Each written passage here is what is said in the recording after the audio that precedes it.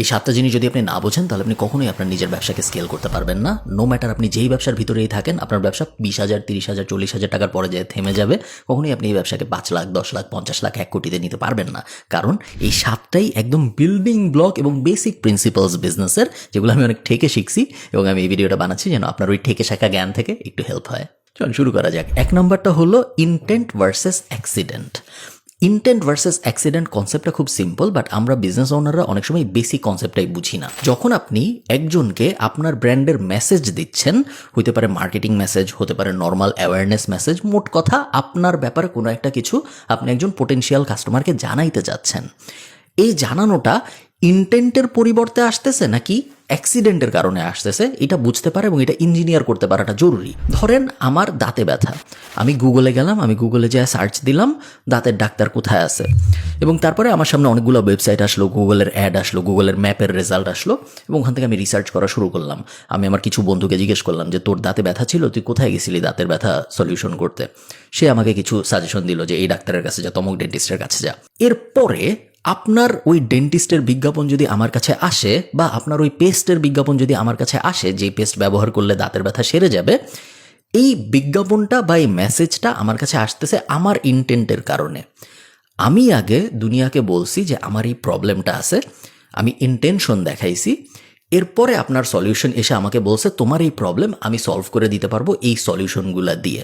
এটাকে বলে intent based marketing বা ইন্টেন্ট বেসড কমিউনিকেশন। আরেক ধরনের কমিউনিকেশন আছে যেটাকে আমরা বলি অ্যাক্সিডেন্ট বেসড কমিউনিকেশন।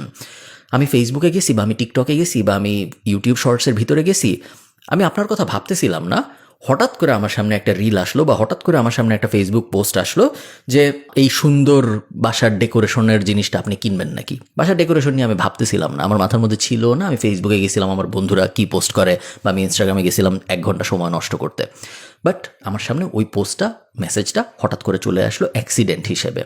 অ্যাক্সিডেন্টের মেসেজ এবং ইন্টেন্টের মেসেজ যদি একই রকম হয়, তাহলে অ্যাক্সিডেন্টের মেসেজ কখনোই কনভার্ট করবে না। একই কথা ইন্টেন্টের ক্ষেত্রেও সত্য।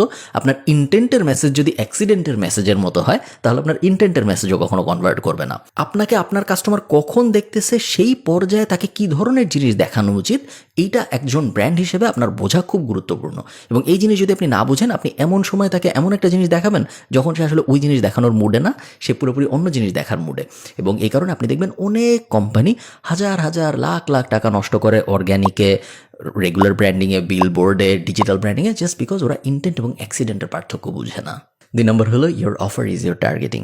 এবং আপনার অফার যত ভালো হবে, তত আপনার মার্কেটিংয়ের কনভিন্সিংয়ের পার্টটা কমবে এবং অ্যাওয়ারনেসের পার্টটা বাড়বে।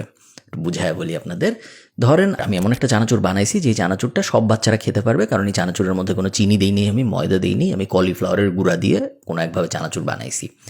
এখন আমার এই চানাচুর যেহেতু এত ভালো, আমার মার্কেটিংয়ের মূল ফোকাস হওয়া উচিত অ্যাওয়ারনেস ড্রিভেন। আমার মার্কেটিংয়ের মূল ফোকাস হওয়া উচিত মানুষকে জানানো যে আমি এক্সিস্ট করি, নট আমার চানাচুর কিনো। মানুষকে যদি আমি জানাইতে পারি যে আমি এক্সিস্ট করি, মানুষ অটোমেটিক্যালি চানাচুর কিনবে, যদি চানাচুর ব্যাপারটার মার্কেটে ডিমান্ড থাকে। তখন আমার কনভার্সনের জন্য, মানুষকে পটানোর জন্য মার্কেটিং করার কোনো দরকার নেই, বা কম দরকার কম্পেয়ার টু আমার অ্যাওয়ারনেসের জন্য যত বেশি মার্কেটিং করার দরকার। আবার আমার যদি একটা কম্পিটিটিভ মার্কেটের ভিতরে নর্মাল প্রোডাক্ট হয়, ধরেন আমি একটা ফ্যান বেচি, বা আমি একটা বেডসাইড ল্যাম্প বেচি, তখন কিন্তু আমার একটা বড় পোর্শন অফ আমার মার্কেটিংয়ের থট ব্যয় হবে কিভাবে মানুষকে কনভিন্স করবো আমার জিনিসটা কিনতে। কারণ ওই সময় মানুষ অনেক কিছুই কিনতে পারে তার ওই টাকাটা দিয়ে। সে বেডসাইড ল্যাম্প অন্য কোম্পানি থেকে কিনতে পারে, সে বেডসাইড ল্যাম্প না কিনে বাসার ওই বেডরুম সাজানোর জন্য অন্য কিছুও কিনতে পারে। সো তার হাতে অনেক অপশন। তখন আমার বেশিরভাগ সময় ব্যয় করতে হবে তাকে কনভিন্স করতে যে কেন তার আমার কাছ থেকে বেডসাইড ল্যাম্প কেনা উচিত। তখন যদি আমি তাকে শুধু জানাই যে আমার কোম্পানিতে কিন্তু বেডসাইড ল্যাম্প আছে, তাহলে কিন্তু ওইটা হবে না। সো কখন আপনার কাস্টমারকে আপনি অ্যাওয়ারনেস ড্রিভেন কন্টেন্ট দেখাবেন এবং কখন আপনার কাস্টমারকে আপনি কনভার্ট ড্রিভেন কন্টেন্ট দেখাবেন, এই ডিফারেন্সিয়েশনটা করতে পারাটা খুব গুরুত্বপূর্ণ। এবং অনেক কোম্পানি আছে যারা সারা জীবনই অ্যাওয়ারনেসের জিনিসপত্র দেখা যায়, আবার অনেক কোম্পানি আছে সারা জীবনই কনভার্ট করার চেষ্টা করতে থাকে। আইডিয়াল মিক্স আপনার দুইটাই লাগবে, বাট কখন কোনটা বেশি লাগবে এবং আপনার প্রোডাক্ট বা সার্ভিসের জন্য কোনটার প্রাধান্য বেশি দিতে হবে কখন, এটা আপনার খুব স্ট্রংলি চিন্তা ভাবনা করে বুঝতে হবে। আজকের দিনে এসেও মানুষ যখন এনাফ কপি এবং এনাফ অ্যাড টেস্ট করে না, তখন আমার দুঃখও লাগে, আবার তখন আমার হাসিও আসে। ফেসবুক নিজেই এসে বলছে যে creative is the new targeting.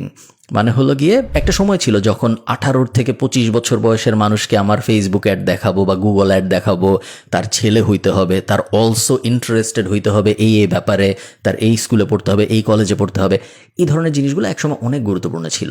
যতই দিন যাচ্ছে এবং যতই প্ল্যাটফর্ম অ্যালগোরিদমগুলো আরও বেশি স্মার্ট হচ্ছে, তত আপনার যে অ্যাড বা আপনার যে মেসেজ, সেই মেসেজে আপনি কাকে টার্গেট করতেছেন এইটার থেকে বেশি গুরুত্বপূর্ণ তাকে আপনি কী দেখাচ্ছেন। এটা সবাই মোটামুটি এখন সবাইকে টার্গেট করতে পারে।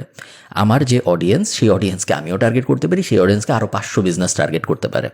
বাট এই 501টা বিজনেসের মধ্যে আমি প্লাস আরও 500 যারা আছে, এই 501টার মধ্যে সেই অডিয়েন্সটা কার কি কিনবে এটা পুরোপুরি ডিপেন্ড করবে সে কি দেখতেছে ক্রিয়েটিভ তার উপরে। এবং সে যদি ভালো ক্রিয়েটিভ দেখে, ভালো ক্রিয়েটিভ মানে অনেক জাঁকজমকপূর্ণ, অনেক ছবি আছে, ভিডিও আছে, ওরকম না, তার সাথে যায় এরকম একটা ক্রিয়েটিভ সে যদি দেখে, তাহলে তার কনভার্ট হওয়ার চান্স অনেক বেশি। এবং এই ক্রিয়েটিভের কোয়ালিটি যত বেশি হবে, ওই কোম্পানির ওই কাস্টমারটা পাওয়ার চান্স তত বেশি বাড়বে। এখন কেউ জানে না যে কোন ক্রিয়েটিভ কোন কাস্টমারের সাথে সবচেয়ে বেশি কাজ করবে, এবং এটা প্রেডিক্ট করার কিছু রুল আছে, বাট অ্যাকচুয়ালি জানার কোনো উপায় নেই। সো আমরা সবাই যেটা করি, আমরা যারা মার্কেটিং নিয়ে কাজকর্ম করতেছি, এজেন্সি চালাচ্ছি, আমরা সবাই যেটা করি, আমরা যত বেশি পারা যায় ক্রিয়েটিভ টেস্ট করি। সো কোনো ক্যাম্পেইনের জন্য আমরা 50টা, 100টা, 200, 500, 1000 ক্রিয়েটিভও টেস্ট করি, কারণ আমরা জানি না যে কোন ক্রিয়েটিভ কোন কাস্টমারের জন্য কীরকম সময় কাজ করবে। মিনিমাম রুল হলো আপনার অ্যাটলিস্ট 5টা ক্রিয়েটিভ এবং আপনার 3টা ডিফারেন্ট কপি টার্গেট করতে হবে। যদি আপনি 5টা ক্রিয়েটিভ এবং 3টা ডিফারেন্ট কপি, প্রত্যেকটা ক্রিয়েটিভের সাথে কম্বিনেশন করলে 15 থেকে 20টার মতো কম্বিনেশন হয়তো আসবে আপনি যদি হেডলাইন যুক্ত করেন। এই 15-20টা যদি আপনি টেস্ট না করেন আপনার কোনো কিছুর জন্য, তার মানে হলো আপনি অ্যাকচুয়ালি মার্কেটিংয়ে বেসিক এফোর্টটাও দেন নাই। 4th, speed to lead. আপনার কাছে একজন কিছু কিনতে আসছে, সে ফেসবুক মেসেজ পাঠাইছে, বা সে আপনাকে ইমেল করছে, বা সে আপনার ওয়েবসাইটের ভিতরে একটা ফর্ম ফিল আউট করছে, সে কোনো একটা কিছু কিনতে চায় আপনার কাছ থেকে, বা সে আপনার সাথে কথাবার্তা আগাইতে চায়। এখন সে একটা ইন্টারেস্ট দেখালো, এই ইন্টারেস্টের পরে তার কাছে আপনি কত তাড়াতাড়ি গেলেন এটার উপর ডিপেন্ড করবে আপনার তাকে ক্লোজ করার সম্ভাবনা কতটুকু। আপনি যদি 5 মিনিটের ভিতরে যাইতে পারেন, তাহলে 400% পর্যন্ত ক্লোজ করার চান্স বাড়ে। নাম্বারটা অদ্ভুত শোনায়, বাট অ্যাকচুয়ালি ট্রু নাম্বার। আপনি একজন লিডের কাছে যত দেরি করে যাবেন, তার আপনার কাছ থেকে কোনো একটা কিছু কেনার সম্ভাবনা তত কমবে। আপনি যত তাড়াতাড়ি যাবেন তত বাড়বে। আজকের দিনে এসে এআই এসে যাওয়ার কারণে আপনি N8N ব্যবহার করে বা ইভেন Zapier এর মতো বেসিক জিনিসপত্র ব্যবহার করে এনাফ অটোমেশন সেট করতে পারেন যেন আপনার লিড আপনার কাছ থেকে খুব তাড়াতাড়ি ফার্স্ট পয়েন্ট অফ কন্ট্যাক্ট বা ফার্স্ট টাচ পয়েন্ট পায়। যদি আপনি সেলস টিম ম্যানেজ করেন, তাহলে অবশ্যই সেলস টিমকে খুবই কেয়ারফুলি বুঝাইতে হবে যে কেন ইম্পর্ট্যান্ট একটা লিডের কাছে খুব তাড়াতাড়ি যাওয়া, এবং ওই লিডটাকে এশিওর করা ম্যানুয়ালি, নট লাইক একটা র্যান্ডম অটোমেটিক ইমেল দিয়ে যে আমি তোমার কোয়েরি পাইছি, আমি এটা নিয়ে কাজ করতেছি, ওই ধরনের জিনিস না। পার্সোনালাইজড ওয়েতে তাকে বোঝানো যে হ্যাঁ তোমার এই প্রবলেমের কুইক সলিউশন এইটা, বাট কালকে আমি অফিসে যাই তোমাকে আরও বিস্তারিত জানাচ্ছি। যদি আপনি ইমিডিয়েটলি তার পুরো প্রবলেম সলভ করতে না পারেন, আপনি বিশ্বাস করবেন না, আমরা তো ফেসবুক অ্যাড নিয়ে যেহেতু অনেক কাজকর্ম করি, আমরা অনেক ক্লায়েন্টসের ডিটেলস দেখি।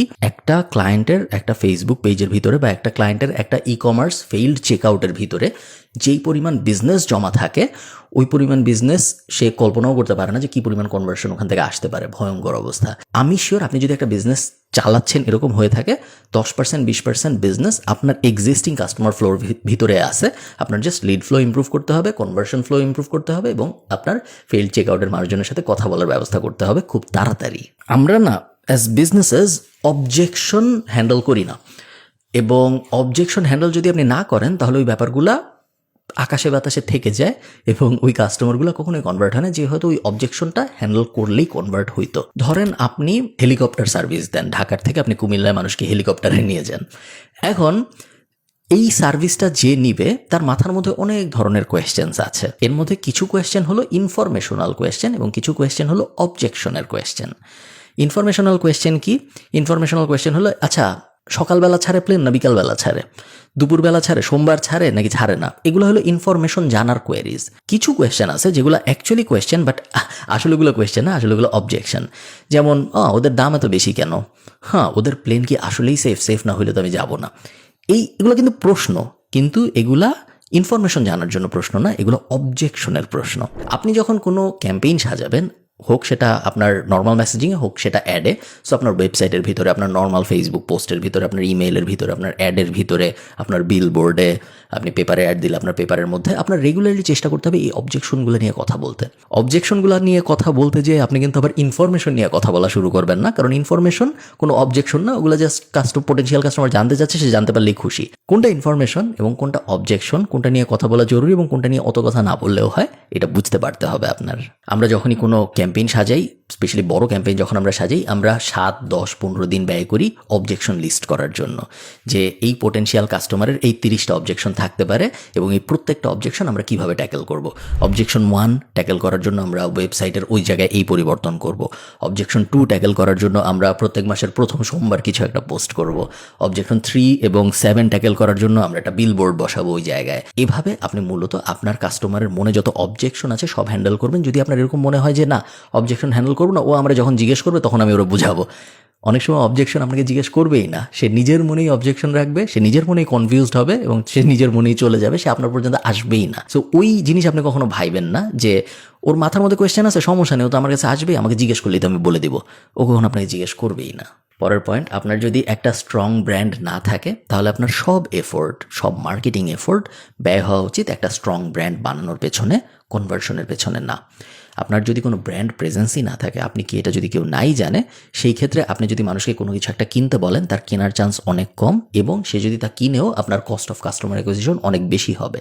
আপনি যদি আজকে $100 খরচ করেন ব্র্যান্ডিংয়ের জন্য, এই $100 আপনাকে 6 মাসে অ্যাভারেজ কাস্টমার অ্যাকুইজিশন কস্ট কমায় যত হেল্প করবে, আপনি আজকে যদি ইমিডিয়েট কাস্টমার অ্যাকুইজিশনের পেছনে যান, সেই ক্ষেত্রে আপনার ওই 2 অঙ্কের মধ্যে আপনি দেখবেন 6 মাসের লং টার্ম অঙ্কটা বেশি মেক সেন্স করবে। খুব কমন একটা ভুল আমরা সবাই করি, আমরা একটা ব্র্যান্ড শুরু করি, আমরা একটা বিজনেস শুরু করি, আমাদের কেউ চিনে না, আমরা ব্র্যান্ড বিল্ডিংয়ের পেছনে কোনো সময় না দিয়ে ইমিডিয়েটলি এটা কিনেন, ওইটা কিনেন, এটা করেন, ওটা করেন, এই ধরনের কথাবার্তা বলা শুরু করি আমাদের পোটেনশিয়াল কাস্টমারদের সাথে, যেগুলো কখনোই আপনার কাজ করবে না এবং যদি কাজ করেও আপনার কনভার্সনের কস্ট, কাস্টমারকে পাওয়ার কস্ট অনেক অনেক বেড়ে যাবে, যেটা মেক সেন্স করবে না আপনার বিজনেসের জন্য লং টার্মে। সো অলওয়েজ রিমেম্বার, ব্র্যান্ড একটা সুপারফিশিয়াল জিনিস, ব্র্যান্ড এমন একটা জিনিস যেটা আসলে ধরা যায় না, ছোঁয়া যায় না, বাট ব্র্যান্ডিংয়ের পেছনে অনেক সময় দিতে হয়। এই কারণেই ব্র্যান্ডিং নিয়ে হাজার হাজার বই আছে। ব্র্যান্ড অনেক বেনিফিট দেয়, বাট ব্র্যান্ড আমার মতে ডিজিটাল মার্কেটিংয়ের দুনিয়ায় ব্র্যান্ড সবচেয়ে বড় যে বেনিফিটটা দেয় সেটা হলো ব্র্যান্ড আমাদের কাস্টমার অ্যাকুইজিশন কস্ট কমায় নিয়ে আসে, যেটা আমাদের স্কেল করতে অ্যালাউ করে।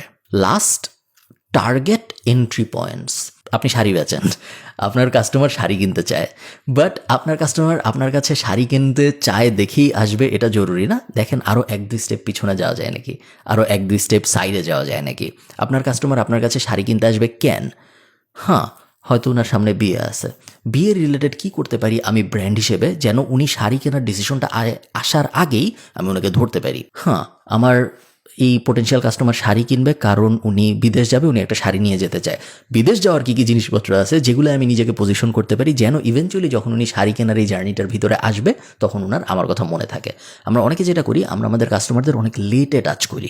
আমাদের কাস্টমারদের আমাদের চেষ্টা করতে হবে যত আর্লি টাচ করা যায় করতে, কারণ বাই দ্য টাইম ও লাইফ সাইকেলের ভিতরে ঢুকে গিয়েছে ততক্ষণে ওর মাথার ভিতরে অনেক ক্লাউড, ততক্ষণ ওর মাথার ভিতরে অনেক ঝামেলা, অনেক কোম্পানি ওর ব্রেইন স্পেস নেওয়ার চেষ্টা করতেছে। কিন্তু আপনি যদি 1 স্টেপ 2 স্টেপ 3 স্টেপ পেছনে যান তখন কিন্তু অত কোম্পানি চেষ্টা করতেছে না ওর ব্রেইন স্পেসটা নেওয়ার জন্য। সো যত আর্লি আপনি একজন কাস্টমারের মনের ভিতরে আপনার জন্য জায়গা করতে পারেন তত ভালো। সো আইডিয়াল বিজনেসেস যেটা করে, ওরা একটা হোয়াইট বোর্ড নেয়, ওরা সুন্দর করে ভাবে এই কাস্টমারের পুরা জীবনে কি হয়, ওর বাচ্চা কি করে, ওর জামাই কি করে, ওর বউ কি করে, ও কোথায় পড়ে, ও কোথায় চাকরি করে, ও বছরে কয়বার বিদেশে যায়, ও কি এই ব্যাংকে অ্যাকাউন্ট আছে নাকি, ওর কি রিক্সায় চলে নাকি মেট্রোতে চলে নাকি সিএনজিতে চলে নাকি ওর গাড়ি আছে, সব ম্যাপ করে এবং তারপর চিন্তা করে এর পুরা জীবনের ভিতরে কোন কোন জায়গায় আমি আমার ব্র্যান্ড দিয়ে টাচ করতে পারবো। যত বেশি জায়গায় আপনি টাচ করবেন ওনার জীবনের ভিতরে আপনার ব্র্যান্ড দিয়ে, তত আপনার ওনার সাথে সম্পর্ক ভালো হবে এবং তত ওনার আপনার কাছ থেকে কোনো কিছু কেনার প্রবণতা বাড়বে। এই জিনিসগুলো সব আমি বিস্তর খেটে খেটে শিখছি এবং ধাক্কা খেয়ে খেয়ে শিখছি। এবং এগুলো যদি কেউ আমাকে সুন্দর একটা লিস্ট করে ধরাই দিত যে এই 7টা জিনিস মাথায় রাখিস ভাই যখন তুই ব্যবসা করতেছিস, তাহলে তোর অনেক বিপদ কমবে, তাহলে অ্যাকচুয়ালি আমার অনেক বিপদ কমতো। বাট আমার ওগুলো হয় নাই, বাট আশা করতেছি আপনার হবে। ভালো থাকেন, টাটা।